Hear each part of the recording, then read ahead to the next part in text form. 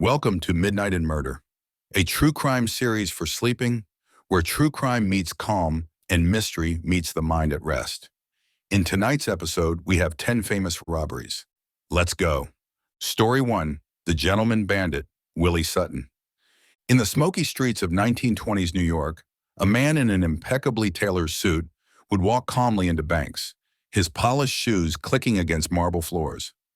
Willie Sutton wasn't your typical criminal. He was charming, well-dressed, and had a peculiar philosophy about his chosen profession. When a reporter once asked him why he robbed banks, Sutton allegedly replied with what became his famous quote, "Because that's where the money is." Born in Brooklyn in 1901, William Francis Sutton Jr. grew up in a working-class Irish-American family. His path to infamy began in the 1920s, during the height of Prohibition, when banks were vulnerable and security was surprisingly lax. Sutton's approach was revolutionary for its time. He rarely used violence, preferring instead to rely on elaborate disguises and psychological manipulation. His first major heist occurred in 1930 at the Corn Exchange Bank in Philadelphia. Sutton walked in dressed as a police officer, complete with badge and uniform. He calmly informed the tellers that there had been a robbery at a nearby bank and that he needed to inspect their vault for security purposes. The trusting staff led him directly to the vault, where he made off with over $100,000, equivalent to nearly $1.7 million today. What set Sutton apart was his theatrical approach to crime. He would spend weeks studying his targets, learning the routines of bank employees, memorizing floor plans, and crafting the perfect persona for each job. Sometimes he was a mailman, other times a maintenance worker, or a telegram delivery boy. His disguises were so convincing that witnesses often gave conflicting descriptions to police. One of his most audacious heists took place at the Manufacturers Trust Company in Long Island City in 1933. Sutton and his crew tunneled into the bank over several months, working only at night and disposing of dirt in small amounts to avoid detection. They emerged through the floor of the vault on a Sunday morning, making off with over $200,000 in cash and securities. Sutton's criminal career spanned 3 decades, during which he stole an estimated $2 million from dozens of banks. He was captured and escaped from prison multiple times, each escape as carefully planned as his robberies. His final escape from Eastern State Penitentiary in Philadelphia involved scaling a 30-foot wall using a ladder made from bed sheets and wooden slats. The FBI's pursuit of Sutton became legendary in law enforcement circles. He appeared on the FBI's first ever 10 Most Wanted list in 1950. His capture came not through detective work, but through a tip from a citizen who recognized him on a New York subway. Arnold Schuster, a young man from Brooklyn, spotted Sutton and followed him before calling police. Tragically, Schuster was murdered just weeks after Sutton's capture, though Sutton vehemently denied any involvement. The killing shocked the public and added another dark chapter to Sutton's story. Sutton served 17 years of his final sentence before being released in 1969 due to poor health. In his later years, Sutton became something of a celebrity, appearing on television shows and even working as a security consultant for banks. The ultimate irony. He wrote his autobiography and became a sought-after speaker, always maintaining his gentlemanly demeanor. Willie Sutton died in 1980, leaving behind a legacy as America's most famous bank robber, and proving that sometimes the most dangerous criminals are the ones who never seem dangerous at all. Story 2, The Newton Boys, America's most successful bank robbers. In the dusty plains of Texas during the early 1900s, 4 brothers from a farming family would become the most prolific bank robbers in American history. Willis, Doc, Jess, and Joe Newton pulled off an estimated 200 bank robberies across the Midwest and South between 1919 and 1924, stealing more money than Jesse James, Bonnie and Clyde, and John Dillinger combined. The Newton brothers grew up poor in Uvalde County, Texas. The sons of a cotton farmer who struggled to make ends meet, Willis, the eldest and mastermind of the operation, developed his criminal skills during a stint in prison for stealing cotton. It was there that he met several seasoned criminals who taught him the art of safecracking and bank robbery. When Willis was released in 1919, he recruited his younger brothers for what would become the most successful string of bank heists in history. Their first job was the State Bank of Hondo, Texas, in August 1919. The brothers drove up in a stolen Buick, walked calmly into the bank, and made off with $1,200. What made the Newton boys different from other criminals of their era was their professionalism and careful planning. They studied their targets for weeks, learning the schedules of local law enforcement, mapping escape routes, and timing their heists to the minute. Willis Newton was a criminal innovator who pioneered many techniques later adopted by other bank robbers. He was among the first to use stolen cars as getaway vehicles, understanding that speed and mobility were crucial to avoiding capture. The brothers would steal a car in one state, drive hundreds of miles to their target, and abandon the vehicle after the robbery, making it nearly impossible for local police to track them. Their methodology was remarkably sophisticated for the time. They would arrive in a town days before a planned robbery, posing as cattle buyers or traveling salesmen. They'd rent rooms in local hotels, eat at diners, and chat with townspeople to gather intelligence about the bank's security, the local sheriff's habits, and the best escape routes. Doc Newton, who had medical training, served as the gang's explosives expert, carefully calculating the precise amount of nitroglycerin needed to crack safes without destroying the money inside. One of their most spectacular heists occurred in 1921 at the First National Bank of Hondo, Texas. The brothers arrived on a Saturday evening when the town was quiet. Using Doc's carefully measured explosive charge, they blew the safe and escaped with over $70,000, nearly $1 million in today's currency. The explosion was so precise that it barely damaged the bank building, leading newspapers to marvel at the robbers' expertise. The Newton boys' success came from their ability to work as a team while maintaining strict discipline. Unlike many criminal gangs of the era, they rarely drank alcohol and never engaged in unnecessary violence. They treated bank employees and customers with surprising politeness, often apologizing for the inconvenience and assuring victims they wouldn't be harmed if they cooperated. Their downfall came in 1924 during an ambitious attempt to rob a mail train outside Chicago. The job, which promised a massive payoff, was actually a setup. Federal agents had been tracking the brothers for months, and the train robbery gave them the opportunity to catch the entire gang in one operation. In the ensuing shootout, several gang members were wounded, and Willis Newton was critically injured. The trial of the Newton boys became a media sensation. Despite their crimes, the brothers had gained a reputation as gentlemen bandits who never killed anyone during their robberies. Willis Newton, representing himself in court, charmed the jury with his intelligence and articulate defense. However, the evidence against them was overwhelming, and all four brothers received lengthy prison sentences. Joe Newton died in prison in 1960, but his three brothers eventually gained their freedom. Willis Newton lived until 1979, spending his final years as a celebrity of sorts, giving interviews about the golden age of bank robbery. In 1968, he appeared in a documentary film demonstrating safe-cracking techniques and reflecting on his criminal career with surprising candor. The Newton boys stole an estimated $3 million during their 5-year spree, making them the most financially successful bank robbers in American history. Their story represents a unique chapter in criminal history, a time when bank security was primitive, law enforcement was fragmented, and a small group of determined criminals could operate across state lines with relative impunity. Story 3. The Pink Panthers, the world's most elite jewel thieves. In the gleaming luxury districts of the world's most prestigious cities, a shadowy network of criminals has been operating with military precision since the 1990s. Known as the Pink Panthers, this international gang of jewel thieves has pulled off some of the most audacious and sophisticated heists in criminal history, stealing an estimated $500 million worth of diamonds, watches, and precious gems from high-end jewelry stores across 6 continents. The Pink Panthers earned their nickname from Interpol after one of their early heists in London, where they concealed a stolen diamond in a jar of face cream, a method reminiscent of the classic Peter Sellers film, The Pink Panther. But there was nothing comedic about their operations. This was a criminal organization that operated with the discipline of a special forces unit and the sophistication of a multinational corporation. The core of the Pink Panthers consisted primarily of former soldiers and police officers from the Balkans, many of whom had served in the Yugoslav wars of the 1990s. These men possessed military training, weapons expertise, and most importantly, the psychological fortitude to remain calm under extreme pressure.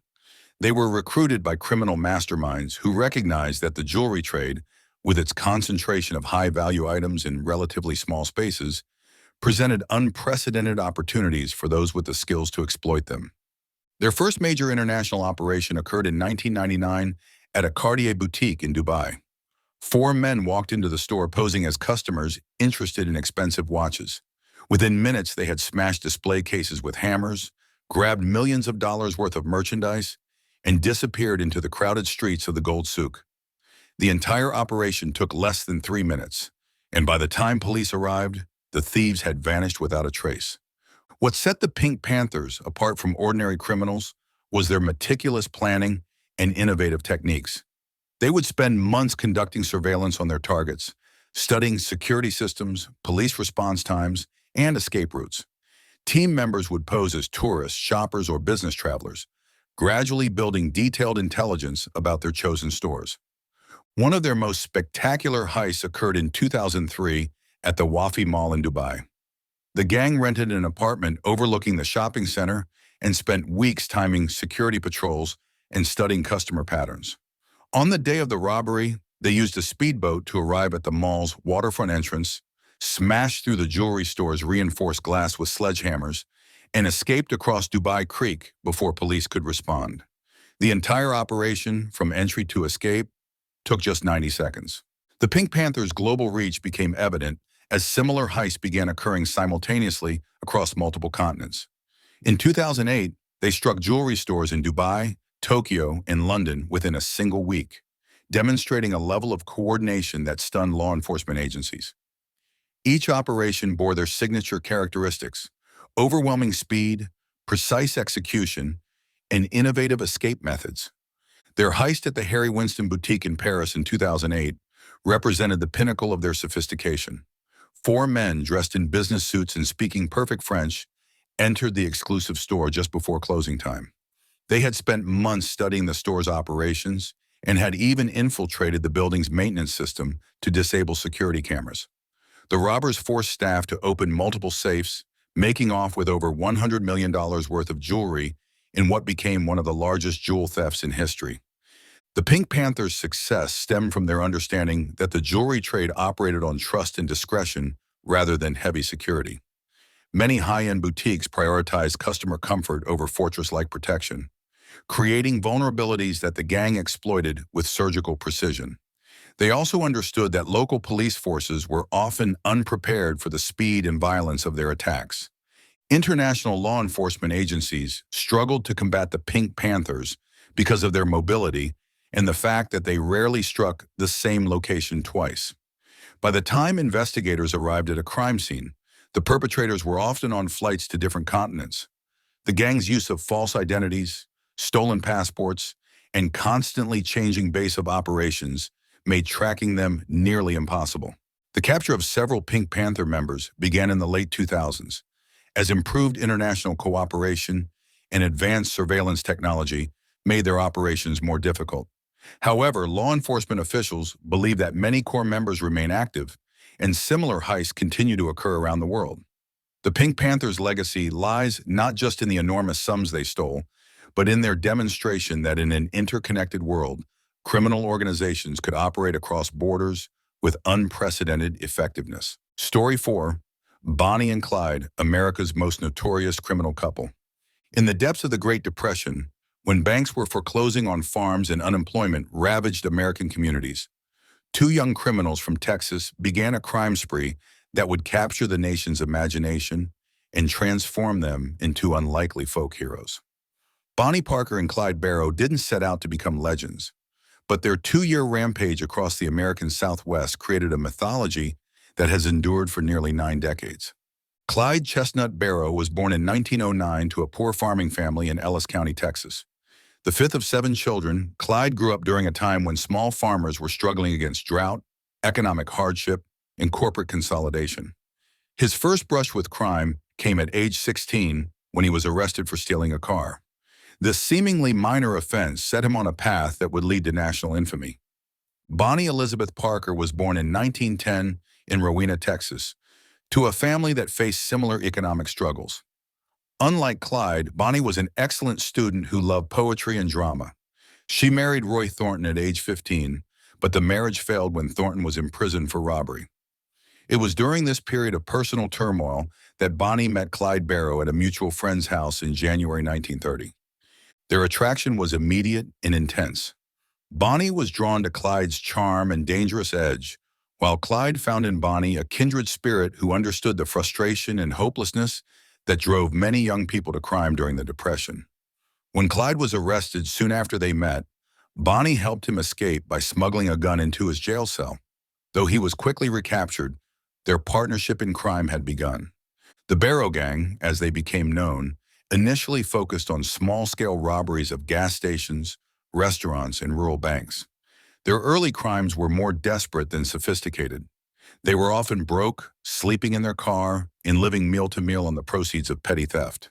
What distinguished them from other Depression-era criminals was their willingness to cross state lines rapidly, making them difficult for local law enforcement to track. Clyde's preferred weapon was the Browning automatic rifle, a military-grade weapon that could penetrate the bulletproof vests worn by police. This firepower, combined with their stolen cars and intimate knowledge of back roads across Texas, Oklahoma, and surrounding states, made them formidable opponents for law enforcement. They developed a reputation for shooting their way out of police ambushes, often while dramatically outnumbered. One of their most notorious exploits occurred in January 1934, when they orchestrated a prison break at Eastham Prison Farm in Texas. Clyde had been brutally treated during his time at Eastham and was determined to help fellow inmates escape. The gang smuggled weapons to prisoners, who then shot their way out during a work detail. The brazen assault on a state prison facility elevated Bonnie and Clyde from regional criminals to national fugitives. The media's portrayal of Bonnie and Clyde contributed significantly to their legendary status. Newspapers depicted them as romantic rebels fighting against a system that had failed ordinary Americans. Photographs found in an abandoned hideout showed Bonnie playfully pointing a shotgun at Clyde and smoking cigars, images that contradicted traditional expectations of how women should behave and made her a sensation. Bonnie's poetry, particularly her piece, The Story of Bonnie and Clyde, helped romanticize their crimes. Published in newspapers across the country, her verse portrayed them as doomed lovers who chose death over surrender. This literary dimension to their story was unprecedented in American crime, transforming them from mere criminals into tragic figures worthy of sympathy. However, the reality of their lives was far grimmer than the romantic legends suggested. They were constantly on the run, unable to sleep in the same place twice, living on stolen money and fast food. Bonnie suffered severe burns in a car accident and was often in excruciating pain. Clyde had 2 toes amputated to avoid prison work details, leaving him with a distinctive limp. Their criminal associates frequently betrayed them, and they could trust no one outside their immediate circle. The end came on May 23, 1934, on a rural road in Louisiana. Acting on information from a betrayed associate, a posse of 6 law enforcement officers set up an ambush. When Bonnie and Clyde's stolen Ford V8 appeared, the officers opened fire without warning, killing both instantly. The car was riddled with more than 130 bullet holes, and both bodies were severely mutilated by the gunfire. The public's reaction to their deaths was extraordinary. Thousands of people flocked to the funeral homes where their bodies were displayed, and souvenir hunters attempted to cut off pieces of their clothing and hair. Bonnie and Clyde had achieved in death what they never could in life. They had become immortal symbols of rebellion against authority and economic injustice. Their story has been retold countless times in films, books, and songs, each generation finding new meaning in their brief, violent lives. Whether viewed as cold-blooded killers or romantic rebels, Bonnie Parker and Clyde Barrow remain among America's most fascinating criminals, their legacy a testament to the power of myth-making in transforming ordinary people into legends. Story 5. John Dillinger, Public Enemy Number 1. In the sweltering summer of 1934, no name struck more fear into the hearts of American bankers than John Herbert Dillinger. Branded as Public Enemy Number 1 by FBI Director J. Edgar Hoover, Dillinger became the face of Depression-era crime, robbing banks with a theatrical flair that made him both the most wanted man in America and an unlikely folk hero to millions of struggling citizens. Born in Indianapolis in 1903, John Dillinger grew up in a middle-class family that seemed destined for respectability. His father, John Wilson Dillinger, was a hard-working grocer who tried to instill traditional values in his son. But young John was restless and rebellious, chafing against the constraints of small-town life and the expectations of conventional society. His mother died when he was just 3 years old, leaving him to be raised by his stern father and the stepmother. Dillinger's first serious brush with the law came in 1924 when he attempted to rob a local grocer in Mooresville, Indiana. The victim was a friend of his father's, and the botched robbery netted him only $50. But it was this minor crime that would set the course for his future. Convinced by his father and a local prosecutor to plead guilty in exchange for a lenient sentence, Dillinger instead received a harsh 10 to 20-year prison term that filled him with bitter resentment against the justice system. Prison became Dillinger's criminal university. At the Indiana State Reformatory and later at the Indiana State Prison in Michigan City, he met experienced bank robbers who taught him the sophisticated techniques that would make him famous. Harry Pierpont, Russell Clark, and Charles Mackley became his mentors, sharing their knowledge of bank layouts, security systems, and escape tactics. These men would later form the core of what newspapers would call the Dillinger Gang. When Dillinger was paroled in May 1933, America was in the depths of the Great Depression. Banks were failing across the country, foreclosing on farms and homes, and many people viewed bankers as symbols of a corrupt system that had abandoned ordinary citizens. Into this environment stepped Dillinger, whose crimes would be seen by many not as simple theft, but as a form of social justice. His first major heist after release was the New Carlisle National Bank in Ohio in June 1933. Dillinger walked into the bank wearing a straw hat and a business suit, looking like any other customer. But when he reached the teller's window, he produced a pistol and calmly announced, "This is a stick-up." The robbery netted $10,600, and Dillinger's professional demeanor during the crime set the template for his future operations. What distinguished Dillinger from other bank robbers was his combination of careful planning and dramatic execution. He would spend days studying his targets, learning the routines of bank employees, timing police patrols, and mapping escape routes. But when it came time to strike, Dillinger was theatrical and bold, often chatting casually with customers and employees, while his accomplices loaded money into bags.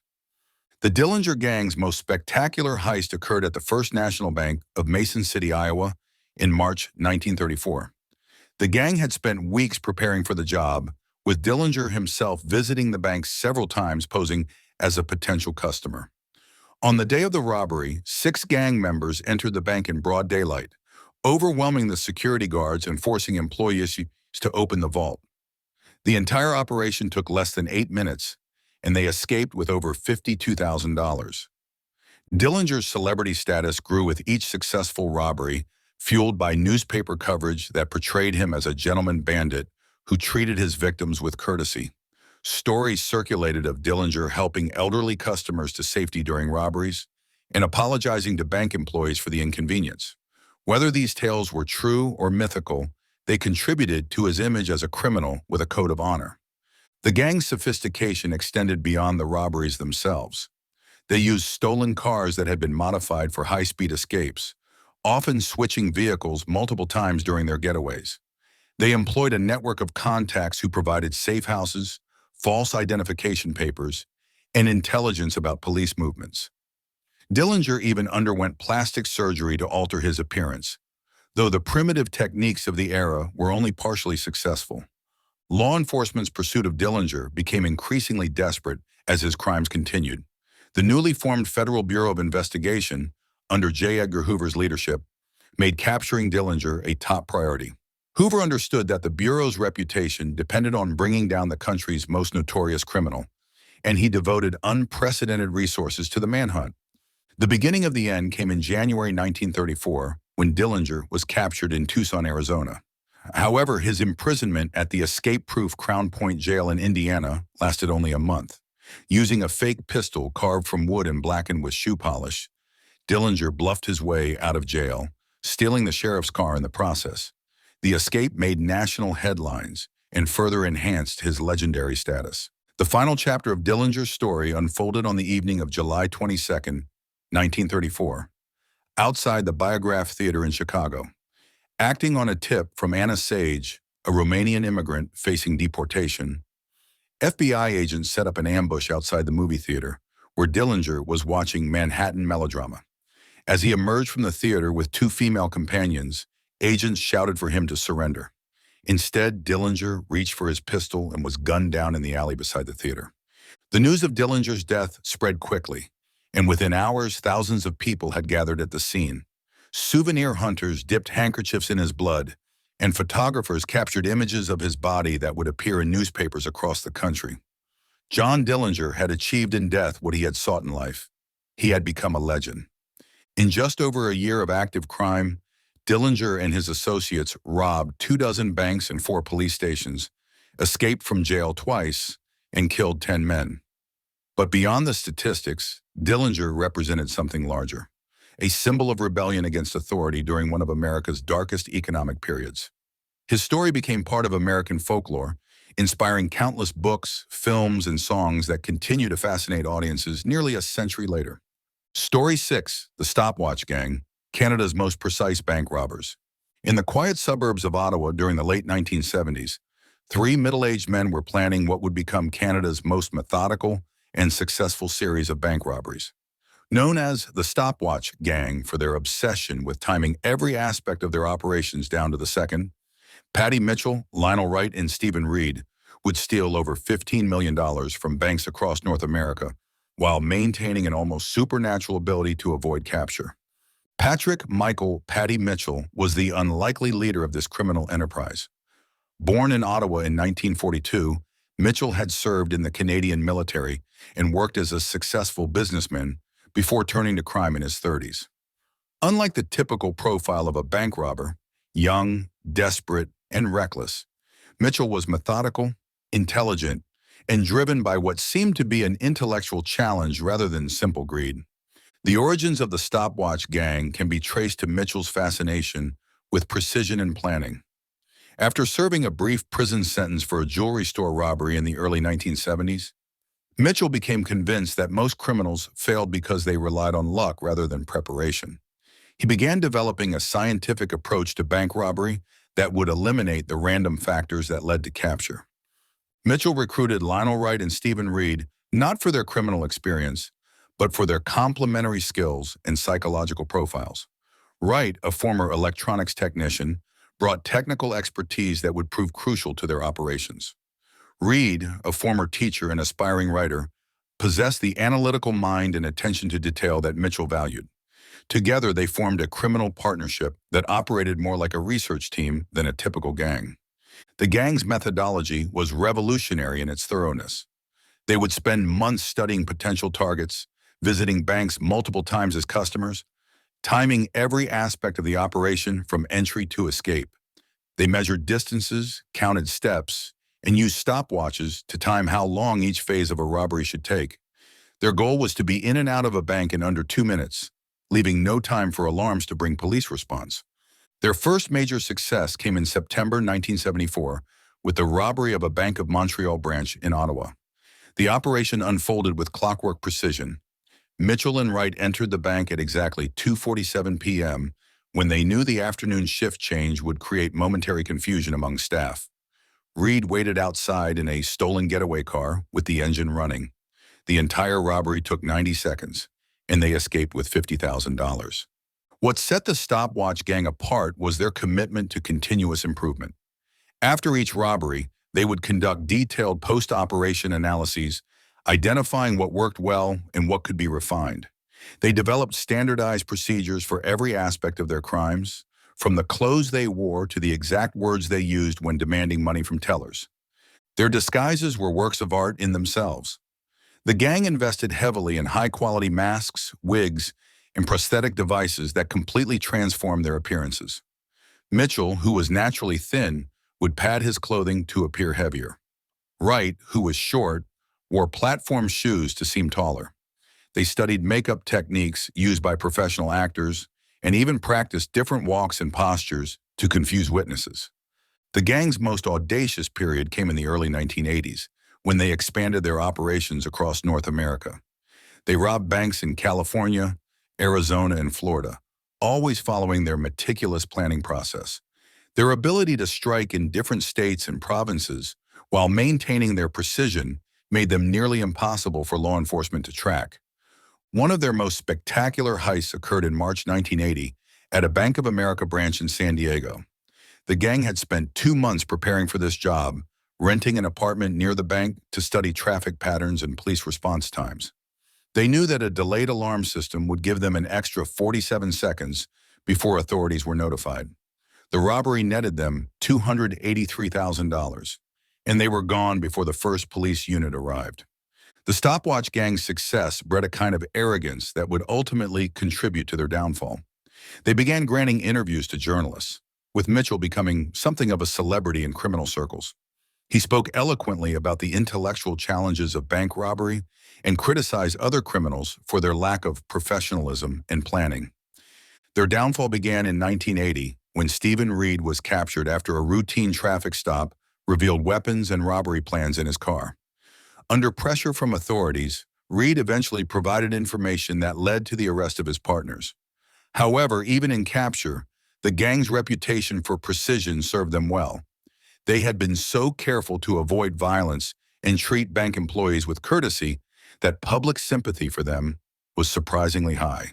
The trials of the stopwatch gang members became media sensations, with Mitchell in particular playing to the cameras and portraying himself as a gentleman thief in the tradition of earlier criminal legends. Their sentences were relatively light considering the scope of their crimes, and all 3 men were eventually released from prison. Perhaps the most remarkable aspect of the stopwatch gang's story is what happened after their release. Stephen Reed became a successful author, writing critically acclaimed novels and winning literary awards. His transformation from bank robber to respected writer seemed to validate Mitchell's belief that they were intellectual criminals rather than common thugs. Patty Mitchell, however, could not resist returning to crime. In the 1990s, he was arrested for drug trafficking and died in a U.S. federal prison in 2007. His death marked the end of an era in Canadian criminal history, but the legacy of the stopwatch gang lives on as a testament to what can be achieved when criminal minds apply scientific methodology to their illegal pursuits. The stopwatch gang proved that in the world of crime, as in legitimate business, success often comes down to careful planning, attention to detail, and the ability to learn from experience. Their story challenges conventional assumptions about criminal behavior and demonstrates that sometimes the most dangerous criminals are those who approach their illegal activities with the same professionalism they might bring to any other career. Story 7, The Hatton Garden Heist, the crime of the century. In the heart of London's Diamond District, beneath the bustling streets where billions of pounds worth of precious gems change hands daily, a group of elderly men spent an Easter weekend in 2015 pulling off what would be called the largest burglary in English legal history. The Hatton Garden Safe Deposit Company had operated for decades as a secure vault for London's jewelry traders. But over 4 days in April, a gang of veteran criminals turned this symbol of security into the scene of an audacious £14 million heist. The mastermind behind the operation was Brian Reeder, a 76-year-old career criminal whose involvement in major heists stretched back to the 1970s. Reeder had been a key figure in the 1983 Brinks Mat robbery, one of Britain's most notorious gold heists, and had spent decades planning what he saw as the perfect final score. By 2015, Reeder was battling cancer and viewed the Hatton Garden job as his criminal swan song. Reeder assembled a crew of aging criminals who brought decades of experience to the operation. John Collins, 75, was an expert burglar who had spent much of his adult life in and out of prison. Terry Perkins, 67, was a career thief with a reputation for meticulous planning. Daniel Jones, 60, was the relative youngster of the group but brought crucial technical skills. Together, they represented over 2 centuries of combined criminal experience. The Hatton Garden Safe Deposit Company occupied the basement of a Victorian building at 8890 Hatton Garden in the heart of London's jewelry quarter. The facility housed 999 individual safe deposit boxes used by diamond dealers, jewelry manufacturers, and wealthy individuals to store their most valuable possessions. The building's basement vault was protected by multiple layers of security, including reinforced concrete walls, steel doors, and sophisticated alarm systems. The gang's plan exploited a fundamental weakness in the building's design, an old elevator shaft that provided access to the basement level. Over several months, they studied the building's layout, learning the routines of security guards and identifying the optimal time to strike. They chose the Easter weekend of 2015, knowing that the building would be largely empty for 4 consecutive days. On Thursday evening, April 2nd, 2015, the gang made their entry through the building's communal areas, accessing the basement through a fire escape door. They had studied the building's alarm system and knew exactly which sensors to avoid and which could be safely triggered without alerting security companies. Their knowledge of the building's vulnerabilities was so precise that investigators later suspected they had inside information. The vault itself presented a formidable challenge. The main door was a massive steel barrier weighing several tons, protected by multiple locks and electronic sensors. But the gang had identified an alternative approach. They would drill through the vault's concrete wall, creating an opening large enough for a person to crawl through. This technique required specialized equipment and considerable skill, as a single mistake could trigger alarms or cause the drill to become stuck in the reinforced concrete. Working in shifts throughout the weekend, the gang used a heavy-duty diamond-tip drill to bore through nearly 2 feet of reinforced concrete and steel. The work was physically demanding for men in their 60s and 70s, requiring them to take frequent breaks and rotate responsibilities. They had calculated that the building's thick walls would muffle the sound of drilling, making detection unlikely. By Saturday evening, they had created a hole large enough to access the vault. The scene that greeted them inside was beyond their wildest expectations. Hundreds of safe deposit boxes containing cash, jewelry, gold, and precious stones. Some boxes contained the lifetime savings of elderly Holocaust survivors who distrusted banks. Others held the inventory of legitimate diamond dealers and the collections of wealthy families. The gang worked methodically through the weekend, using specialized tools to open safe deposit boxes and sorting through their contents. They took only the most valuable and portable items: diamonds, gold jewelry, cash, and small precious objects.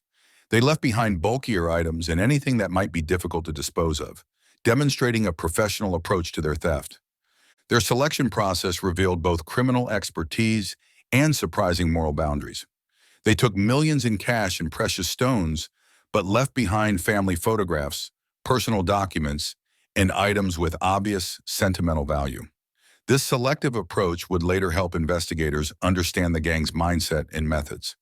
The alarm system that should have protected the vault had been triggered multiple times during the weekend, but a series of security failures allowed the robbery to continue undetected. The building's alarm monitoring company had received signals indicating a breach, but a combination of outdated equipment, poor communication, and inadequate response procedures meant that no one investigated the alerts. When the facility reopened on Tuesday morning, April 7th, staff discovered the massive hole in the vault wall and the chaos inside. Hundreds of safe deposit boxes had been opened, their contents scattered across the floor. The scale of the theft was immediately apparent, but determining exactly what had been stolen would take months of investigation. The gang's downfall came through a combination of old-fashioned detective work and modern surveillance technology. Police analysis of CCTV footage from the surrounding area revealed the movements of several vehicles associated with the crime. Phone records showed communication between gang members in the days before and after the heist. Most damaging of all, police surveillance had been monitoring some gang members for months before the robbery, creating a detailed record of their planning activities. The arrest began in May 2015, just weeks after the robbery. One by one, the elderly criminals were taken into custody, their decades of experience no match for modern investigative techniques. The contrast between their ages and their crime captured public imagination. These were grandfathers and pensioners who had pulled off one of the most audacious thefts in British history. The trials that followed revealed the full scope of the operation and the personalities of the men involved. Brian Reeder, despite his age and illness, remained defiant, viewing himself as a professional criminal who had simply been unlucky. The other gang members showed varying degrees of remorse, but all seemed to take pride in the technical achievement of their crime. Only about 4.5 million pounds of the estimated 14 million pounds stolen was ever recovered, leading to speculation that much of the loot remains hidden.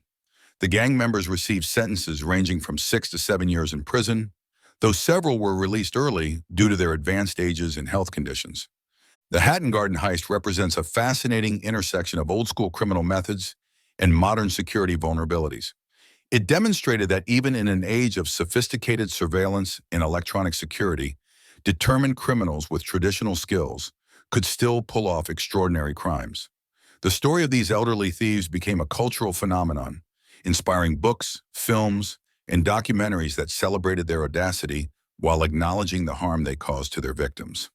Story 8, Machine Gun Kelly, the myth and reality of a Depression-era legend. George Kelly Barnes, better known to history as Machine Gun Kelly, became one of the most notorious criminals of the Depression era, though his reputation far exceeded his actual accomplishments. Unlike contemporaries such as John Dillinger or Bonnie and Clyde, Kelly's fame rested more on myth-making and media manipulation than on criminal skill or daring exploits. Yet his story reveals how the combination of a memorable nickname, an ambitious wife, and sensational newspaper coverage could transform a mediocre criminal into a legendary figure. Born in Memphis, Tennessee in 1895, George Kelly Barnes grew up in a middle-class family that valued education and respectability. His father was a successful insurance executive, and young George seemed destined for a conventional life. He attended Mississippi State University and showed promise as a student, but the structured environment of academic life failed to satisfy his restless nature and desire for excitement. Kelly's first ventures into crime were unspectacular. In the early 1920s, he was arrested several times for bootlegging and minor theft. These early crimes were poorly planned and clumsily executed, resulting in frequent arrests and short prison sentences. Unlike other Depression-era criminals who demonstrated natural criminal talent, Kelly seemed to stumble from one failed scheme to another. The transformation of George Barnes into Machine Gun Kelly began when he met Catherine Thorne in 1930. Catherine was everything George was not: ambitious, ruthless, and possessed of a keen understanding of how to manipulate public perception. She had been married twice before, both times to criminals, and had developed sophisticated ideas about how to build a criminal reputation in the age of mass media. Catherine immediately set about recreating her new husband's image. She bought him a Thompson submachine gun and insisted he practice with it daily, spreading stories about his marksmanship skills throughout the criminal underground. She orchestrated his nickname, ensuring that associates and rivals alike knew him as Machine Gun Kelly. Most importantly, she developed the theatrical persona that would make Kelly famous: the sharply dressed gangster who combined violent capability with a smooth, almost genteel demeanor. Under Catherine's guidance, Kelly graduated from small-time bootlegging to bank robbery. However, his criminal career continued to be marked by poor planning and execution. His first major bank job, at the Central State Bank in Sherman, Texas in 1932, netted only $2,500 and nearly resulted in his capture when local police responded faster than expected. Kelly's reputation as a dangerous criminal was growing, but his actual skills remained questionable. The crime that would define Kelly's legacy was the kidnapping of Oklahoma oil magnate Charles Urschel in July 1933. The idea came from Catherine, who had identified Urschel as the perfect target, wealthy enough to pay a substantial ransom, but not so prominent that his kidnapping would trigger a massive federal response. The plan seemed simple: abduct Urschel from his home, hold him for ransom, and disappear with the money. On the evening of July 22, 1933, Kelly and an accomplice, Albert Bates, approached Urschel's home in Oklahoma City. They found Urschel playing bridge with his wife and another couple, Walter Jarrett and his wife. Not knowing which man was Urschel, the kidnappers took both men, releasing Jarrett when they confirmed Urschel's identity. They demanded $200,000 for Urschel's safe return, an enormous sum during the Depression. The kidnapping thrust Kelly into the national spotlight in a way his bank robberies never had. The FBI, then known as the Bureau of Investigation, made the case a top priority. Director J. Edgar Hoover saw the Urschel kidnapping as an opportunity to demonstrate the federal government's new commitment to fighting interstate crime. He assigned his best agents to the case and provided them with unprecedented resources. Charles Urschel proved to be an ideal victim in terms of gathering evidence. During his captivity at a ranch in Paradise, Texas, he carefully observed details about his surroundings, his captors' routines, and any distinctive sounds or smells that might help identify the location. When planes flew overhead, he noted the times and directions, providing crucial information that would help investigators locate the hideout. After 9 days in captivity, Urschel was released unharmed when his family paid the ransom. However, Kelly's troubles were just beginning. The FBI's investigation was methodical and relentless, following money trails, interviewing witnesses, and gradually building a case against the kidnappers. Urschel's detailed observations helped agents identify the ranch where he had been held, leading to the arrest of several accomplices. The manhunt for Kelly became a media sensation, with newspapers across the country following every development. Catherine had succeeded in making her husband famous, but his celebrity status now made him the most wanted man in America. The couple fled across the country, staying in safe houses and constantly moving to avoid capture. Their run ended on September 26, 1933, when FBI agents surrounded a bungalow in Memphis where Kelly and Catherine were hiding. According to the FBI's account, Kelly surrendered without resistance, allegedly crying, "Don't shoot, G-men," as agents broke down the door. This supposed quote became legendary, and the term G-men entered popular culture as a nickname for FBI agents, though some historians question whether Kelly actually said these words. Kelly's trial was a showcase for the federal government's new approach to fighting crime. The proceedings were covered extensively by newspapers, and Kelly played his part perfectly, maintaining his reputation as a dangerous criminal while simultaneously claiming innocence. The evidence against him was overwhelming, including testimony from Charles Urschel and several of Kelly's accomplices who had been arrested earlier.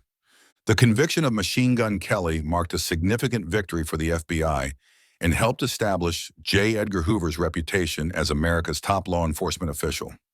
Kelly was sentenced to life in prison and sent to Alcatraz, where he would spend most of his remaining years. The man who had cultivated an image as a dangerous killer became a model prisoner, working in the prison laundry and causing no trouble for guards. In prison, the real George Barnes began to emerge from behind the Machine Gun Kelly persona. Fellow inmates remembered him as quiet, well-read, and surprisingly gentle. He spent his time writing letters, reading books, and reflecting on the choices that had led him to Alcatraz. The theatrical criminal created by Catherine's ambitions had been replaced by a middle-aged man serving a life sentence for crimes that had brought him brief fame but lasting consequences. Machine Gun Kelly died at Leavenworth Federal Penitentiary in 1954, having spent the last 21 years of his life in federal custody. His legacy is complex. He was neither the criminal mastermind nor the dangerous killer that his reputation suggested, but rather a man whose story illustrates the power of media and myth-making in creating criminal legends. His life demonstrates how, in the right circumstances, even mediocre criminals can become larger-than-life figures whose stories endure long after their deaths. Story 9, the Banco Central Burglary, Brazil's Perfect Crime. In the bustling commercial district of Fortaleza, Brazil, a group of criminals spent 3 months in 2005 executing what would become known as one of the most audacious bank heists in world history.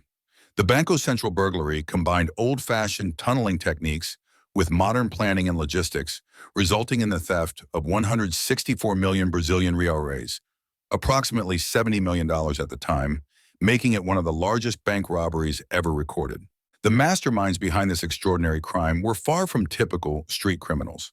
Led by Luis Fernando Ribeiro, a civil engineer with expertise in construction and excavation, the gang represented a sophisticated criminal organization that approached their task with the methodical precision of a major construction project. Ribeiro understood that robbing the Banco Central building would require not just criminal audacity, but genuine engineering skill. The Banco Central branch in Fortaleza was considered one of the most secure banks in Brazil. Located in the heart of the city's financial district, the building housed not only the bank's regular operations, but also served as a regional storage facility for the Brazilian Central Bank. The basement vault contained enormous quantities of cash that were being held for destruction, old bills that had been removed from circulation and were awaiting incineration. Ribeiro's plan was breathtakingly ambitious in its scope and complexity. Rather than attempting to breach the bank's formidable security systems through conventional means, he proposed tunneling directly into the vault from a nearby building. This approach would bypass alarms, security cameras, and armed guards while providing the time needed to access and remove the massive quantities of cash stored in the basement. The gang's first step was establishing a legitimate front for their operation.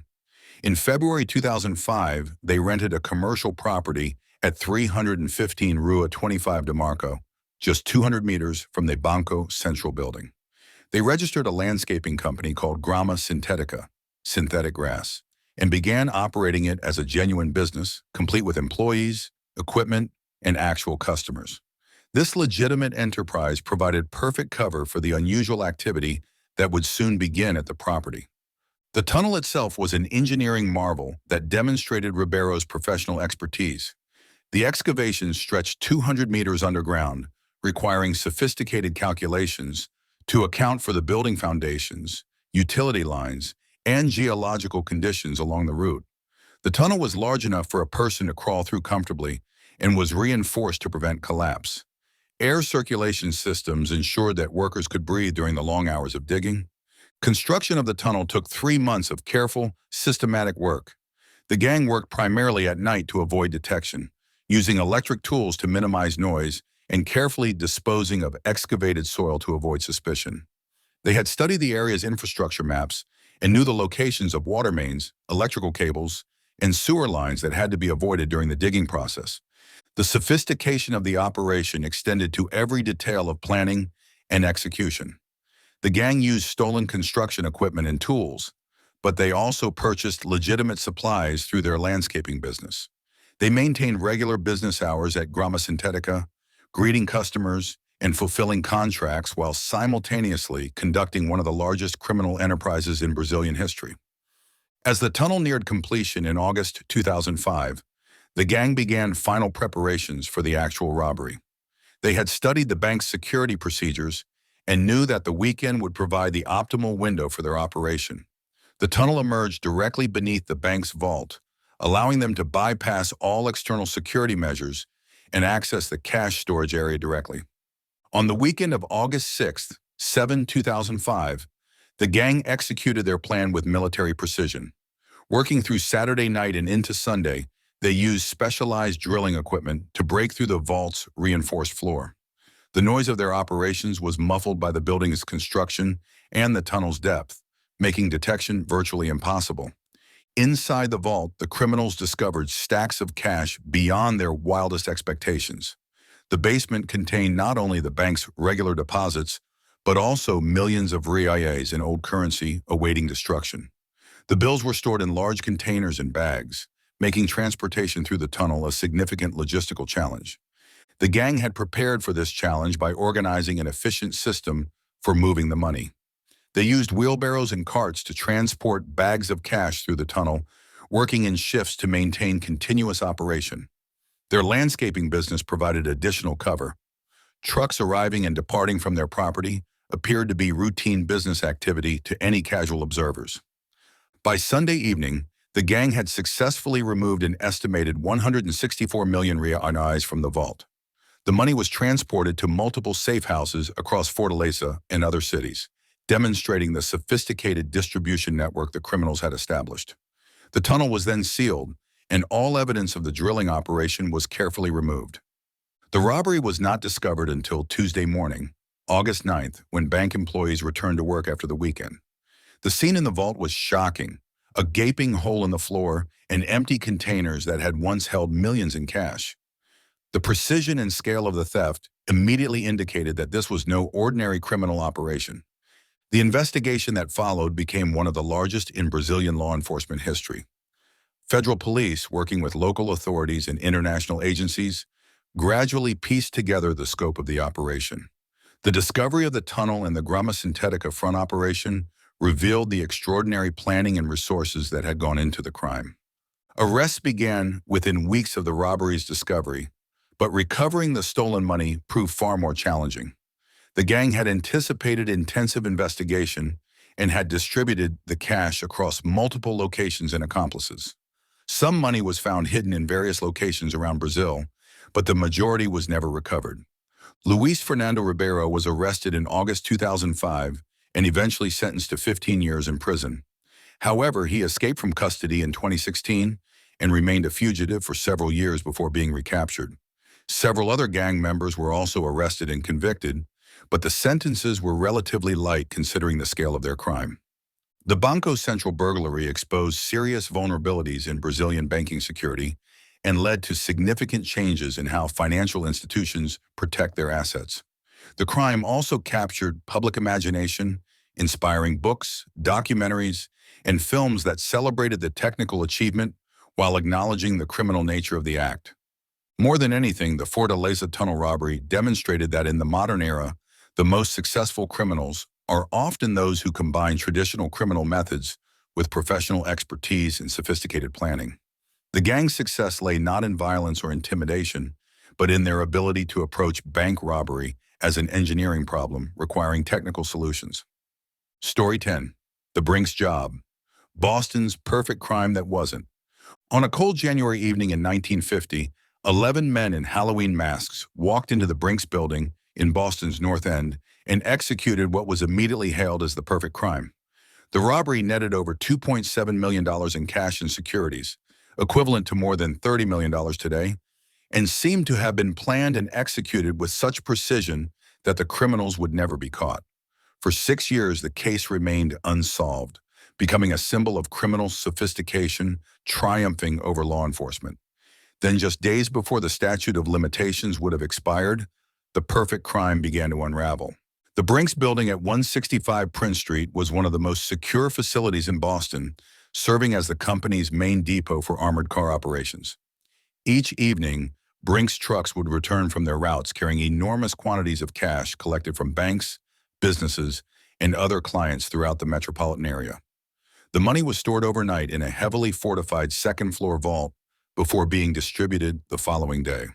The mastermind behind the robbery was Joseph Big Joe McGinnis, a career criminal who had spent years studying the Brinks operation. McGinnis understood that the company's reputation for security was built more on intimidation than on actual defensive measures. While the building looked impregnable from the outside, McGinnis had identified numerous vulnerabilities that could be exploited by criminals with patience and detailed planning. McGinnis began recruiting his crew in 1947, 3 years before the actual robbery. He selected men based not on their criminal reputations, but on their specific skills and psychological profiles. Each member of the gang brought something essential to the operation: expertise in locks and alarms, knowledge of the building's layout, connections to fences who could dispose of stolen securities, and most importantly, the discipline to maintain absolute secrecy. The planning phase of the Brinks job was extraordinary in its thoroughness and duration. Gang members spent months conducting surveillance on the building, learning the routines of Brinks employees, timing security patrols, and studying the patterns of armored car arrivals and departures. They discovered that the building's security was largely psychological, impressive looking, but actually quite vulnerable to determined criminals. One of the most remarkable aspects of the planning was the gang's infiltration of the building itself. Over many months, they made numerous unauthorized entries into the Brinks facility, studying the layout, testing locks, and even making impressions of keys. They discovered that much of the building's security relied on locks that could be picked or bypassed, and that alarm systems had gaps that could be exploited. The gang's preparation included creating detailed floor plans of the building, timing the movements of individual employees, and even rehearsing their planned movements within the facility. They knew exactly how long each phase of the robbery should take and had contingency plans for various scenarios. This level of preparation was unprecedented in American criminal history and demonstrated a professional approach to crime that impressed even law enforcement officials. On the evening of January 17, 1950, the gang put their plan into action. 7 men entered the building through a door they had previously compromised, while 4 others remained outside as lookouts and getaway drivers. The robbers were dressed identically in dark clothing and Halloween masks, making individual identification impossible and creating a theatrical appearance that would become legendary. Inside the building, the gang moved with practiced efficiency. They knew exactly where to find the employees on duty and had planned their approach to minimize resistance. The 5 Brinks workers present that evening were quickly subdued and bound with rope the robbers had brought specifically for this purpose. The entire operation was conducted without violence, demonstrating the gang's confidence and professional approach. The vault itself proved to be far less secure than its reputation suggested. The gang had studied its mechanisms during their previous illegal entries and knew exactly how to access it quickly.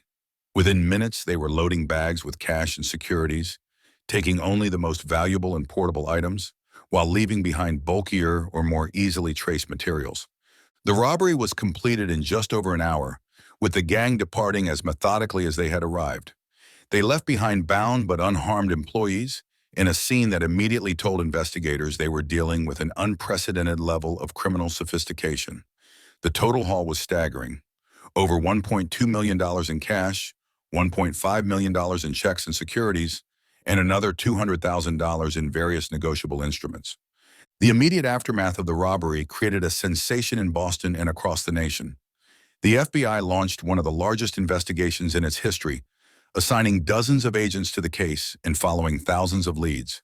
The press dubbed it the crime of the century and speculated endlessly about the identities and whereabouts of the sophisticated criminals who had pulled it off. What made the case particularly frustrating for investigators was the complete absence of useful evidence. The robbers had worn gloves throughout the operation, leaving no fingerprints. Their identical masks and clothing made witness descriptions useless. They had planned their escape routes carefully and seemed to have vanished completely after leaving the Brinks building.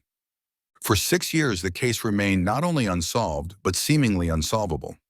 The FBI's investigation generated thousands of pages of reports and interviews, but produced no arrests. The gang members had returned to their normal lives and maintained perfect silence about their involvement.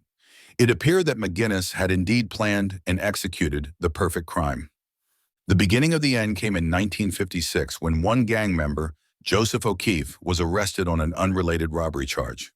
O'Keefe had been living beyond his means and had attracted police attention through his ostentatious lifestyle. Under interrogation about his recent activities, investigators began to suspect his connection to the Brinks job. The gang's discipline finally broke down when O'Keefe attempted to claim a larger share of the proceeds and threatened to expose the entire operation if his demands weren't met. This internal conflict led to violence within the group and ultimately to O'Keefe's decision to cooperate with federal authorities. In January 1956, just days before the statute of limitations would have expired, O'Keefe provided detailed testimony about the robbery and his accomplices.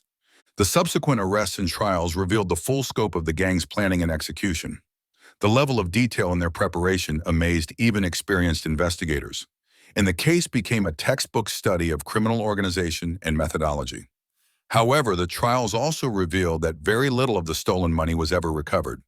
The gang had been surprisingly unsuccessful at converting their theft into long-term wealth. Most of the Brinks robbers received life sentences, though several were later paroled. The case became a symbol of how even the most carefully planned crimes ultimately depend on human nature, and how greed and mistrust within criminal organizations often prove to be their undoing. The perfect crime had been undone not by brilliant detective work, but by the criminals' inability to maintain the discipline that had made their success possible. Story 10. Pretty Boy Floyd, the Robin Hood of the Cookson Hills. In the hardscrabble hills of eastern Oklahoma during the Great Depression, no name was more feared by bankers or more beloved by poor farmers than Charles Arthur Floyd. Known as Pretty Boy Floyd for his boyish good looks and careful attention to his appearance, Floyd became a folk hero whose reputation extended far beyond his actual crimes. Unlike many Depression-era criminals who were eventually revealed to be brutal killers, Floyd genuinely seemed to embody the romantic ideal of the gentleman bandit who robbed from the rich and helped the poor. Charles Floyd was born in 1904 in the Cookson Hills of Oklahoma, a region known for its poverty, isolation, and suspicion of outside authority. His family were sharecroppers who struggled to make a living from the rocky soil and unpredictable weather that characterized the area. Young Charles grew up watching banks foreclose on neighbors' farms and seeing local families forced from their homes by economic forces beyond their control. Floyd's introduction to crime came through the region's long tradition of bootlegging and small-scale theft. The Cookson Hills had never fully accepted federal authority, and many residents viewed breaking certain laws as a legitimate form of resistance to government oppression. Floyd's early crimes were typical of the area: stealing chickens, running moonshine, and participating in the informal economy that helped poor families survive during hard times.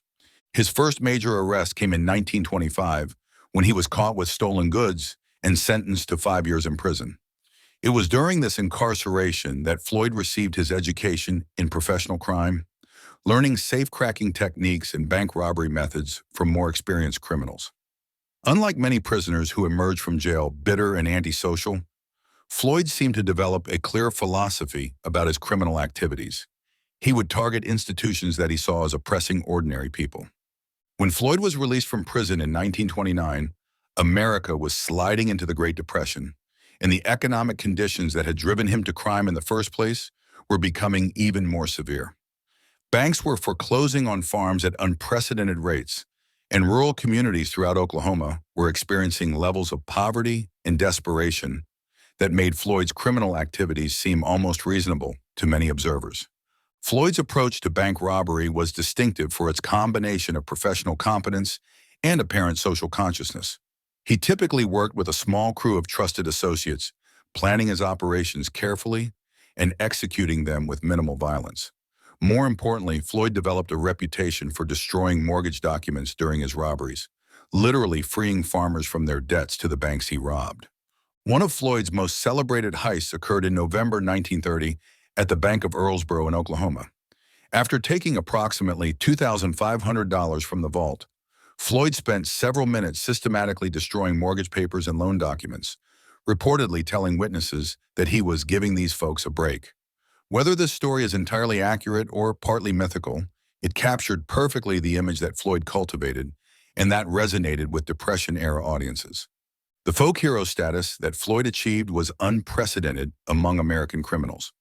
Songs were written about his exploits, and stories of his generosity to poor families spread throughout the region. According to local legend, Floyd would often stop at struggling farms and leave money for families facing foreclosure or eviction. While some of these stories were undoubtedly exaggerated, enough documented cases exist to suggest that Floyd genuinely did share his ill-gotten gains with people he considered worthy of help. Floyd's criminal career reached its peak in the early 1930s when he was robbing banks across Oklahoma, Kansas, and surrounding states with remarkable success. His gang's techniques were sophisticated for the era. They used stolen cars as getaway vehicles, studied their targets carefully, and maintained networks of safe houses and contacts throughout the region. Floyd himself was known for his calm demeanor during robberies and his courteous treatment of bank employees and customers. The event that would ultimately doom Floyd was the Kansas City Massacre of June 1933, one of the most notorious crimes of the Depression era. When federal agents were escorting captured criminal Frank Nash through Kansas City's Union Station, unknown gunmen opened fire, killing Nash, 3 police officers, and 1 federal agent. The FBI immediately blamed Floyd for the massacre, though he vehemently denied involvement, and many historians now question whether he was actually present. Whether or not Floyd participated in the Kansas City Massacre, the FBI's decision to make him a primary suspect transformed him from a regional bank robber into a national fugitive. J. Edgar Hoover, eager to demonstrate the federal government's commitment to fighting crime, made Floyd's capture a top priority and devoted enormous resources to the manhunt that followed. The publicity surrounding the Kansas City Massacre case elevated Floyd's profile to unprecedented levels. Newspapers across the country carried stories about the hunt for Pretty Boy Floyd, and his image appeared on wanted posters in post offices throughout America. This national attention only enhanced his folk hero status, as people read about a handsome, well-dressed criminal who seemed to embody resistance to economic oppression. Floyd's final year as a fugitive was marked by increasingly desperate circumstances. The massive federal manhunt made it difficult for him to operate in his traditional territory, and many of his former associates were arrested or killed. He was forced to constantly move from one hiding place to another, relying on the sympathy of people who saw him as a symbol of resistance against authority. The end came on October 22, 1934, when Floyd was spotted by federal agents near East Liverpool, Ohio. According to the official FBI account, Floyd was killed while resisting arrest, though some witnesses claimed he was executed after surrendering. His death made front-page news across the country and marked the end of an era in American crime. The funeral of Pretty Boy Floyd became a remarkable demonstration of his enduring popularity among ordinary people. Over 20,000 mourners attended his burial in Oklahoma, making it one of the largest funerals in the state's history. The crowd included farmers, laborers, and other working-class people who saw Floyd as a hero who had stood up for their interests against powerful economic forces. Floyd's legacy as a folk hero has persisted long after his death, inspiring countless songs, books, and films. Woody Guthrie's ballad, Pretty Boy Floyd, captured the sentiment that many people felt about the criminal. Some will rob you with a six-gun, and some with a fountain pen. This lyric perfectly expressed the belief that Floyd's crimes were somehow more honest and less harmful than the legal but predatory practices of banks and corporations. The story of Pretty Boy Floyd represents a unique chapter in American criminal history, demonstrating how economic desperation and social inequality can transform ordinary criminals into folk heroes. His reputation as a Robin Hood figure may have been partly mythical, but it reflected genuine social tensions and popular resentment against institutions that seemed to benefit from others' suffering. Story 11, the Société Générale heist, France's inside job of the century. In the summer of 1976, the prestigious Société Générale Bank in Nice, France, became the target of one of the most audacious and mysterious bank robberies in European history. What made this heist particularly extraordinary was not just the enormous sum stolen, estimated at over 60 million francs, but the fact that it appeared to be an inside job involving powerful political figures, organized crime, and a level of corruption that reached into the highest levels of French society. The Société Générale branch on the Rue de la République in Nice was one of the most secure banking facilities on the French Riviera.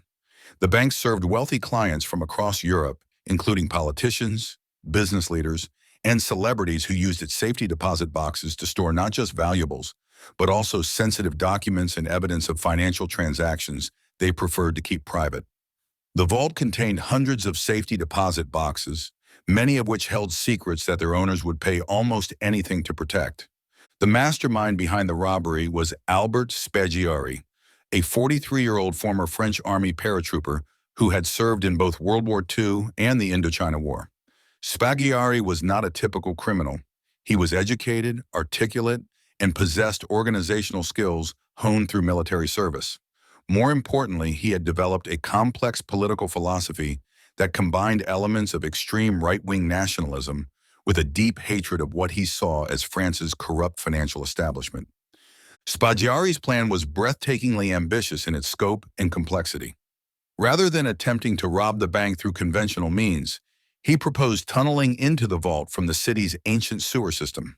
Nice's underground infrastructure dated back centuries and included a network of tunnels and passages that could potentially provide access to buildings throughout the old city center. The recruitment process for this operation revealed Spaggiari's sophisticated understanding of criminal organization. He assembled a crew of 20 men, each selected for specific skills and psychological profiles. The team included former military personnel with demolitions expertise, professional criminals with safe-cracking experience, and local men with detailed knowledge of Nice's underground geography. Most remarkably, the gang included several individuals with connections to French intelligence services and right-wing political organizations. Preparation for the robbery took months of careful planning and reconnaissance. The gang obtained detailed maps of Nice's sewer system and spent weeks exploring the underground passages to identify the optimal route to the bank. They discovered that a 19th century sewer tunnel passed directly beneath a Société Générale building, providing potential access to the vault's foundation. The technical challenges of the operation were enormous. The gang had to excavate a tunnel from the sewer system into the bank's basement, a distance of approximately 8 meters through solid rock and concrete. This required specialized equipment, including pneumatic drills, ventilation systems, and lighting that could operate in the confined underground environment. They also needed to dispose of excavated material without attracting attention from city workers or police patrols. The gang established their base of operations in a rented villa outside Nice, where they stored equipment and planned their activities. They operated with military-style discipline, maintaining strict security protocols and compartmentalizing information so that no individual member knew all details of the operation. This organizational structure would prove crucial when the investigation began after the robbery. On the night of July 16, 1976, the gang put their plan into action. Working from the sewer tunnel beneath the bank, they used powerful drills to bore through the vault's concrete floor. The drilling operation took several hours and required careful coordination to avoid triggering seismic alarms that might detect the vibrations. The gang had studied the bank's security systems and timed their work to coincide with periods when the building would be empty. Once they had created an opening large enough to access the vault, the gang members entered the facility and began systematically opening safety deposit boxes. They had come prepared with a variety of tools for different types of locks and security devices, demonstrating professional-level knowledge of banking security systems. The selection process for which boxes to open appeared to be based on inside information about their contents. What the gang discovered inside the safety deposit boxes was reportedly extraordinary, even by the standards of a bank serving wealthy international clients.